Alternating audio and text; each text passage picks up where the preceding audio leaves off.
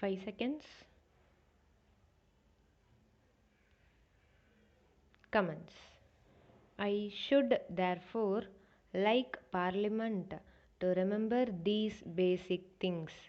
Here is something that is proposed, which in effect clarifies and elucidates the Constitution and brings it completely in line with what the makers of the Constitution intended. Unfortunately, they did not do so in clear enough language, and therefore the courts have interpreted it differently. So, first, it is a matter of elucidation.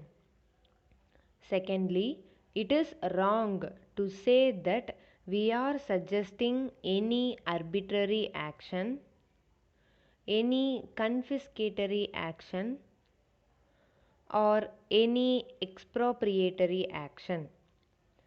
In fact, the Constitution has said that there should be compensation by law.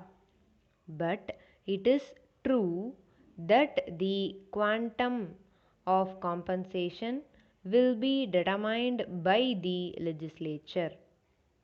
I cannot say offhand what in a particular case the legislature might do. But by and large, if you have to govern this country democratically, you have to trust the legislature not only in this, but in 100 other matters of far greater moment.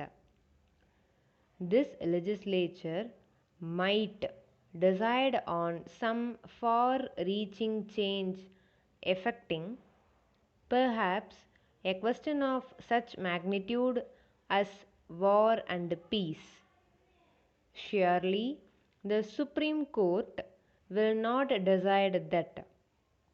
It might decide other questions in ways which directly or indirectly might even affect property. All kinds of decisions may be taken which will have a powerful effect on our social and economic structure and, for example, on planning. But it is the legislature's will that is bound to prevail in such matters.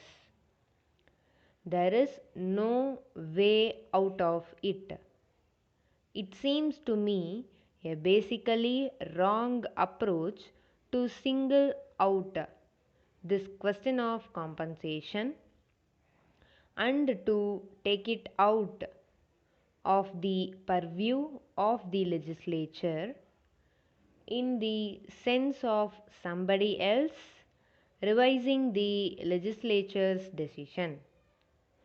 Such a course can be thought of only if you think that property is something semi divine and that the protection of private property is to the largest good of the nation, which hardly anyone today will say obviously.